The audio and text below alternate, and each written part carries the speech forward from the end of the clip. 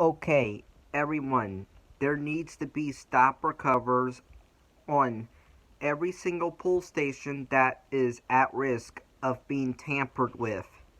So we don't have pranksters pulling fire alarms for fun.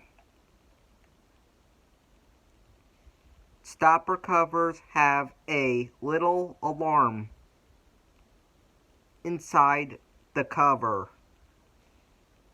So when somebody lifts the cover, an alarm goes off.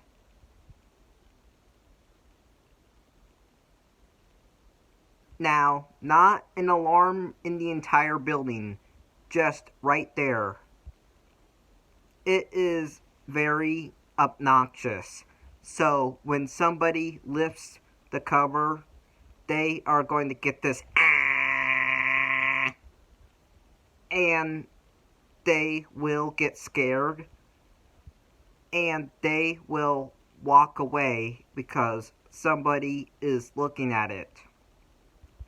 So they can't just go up and pull the fire alarm.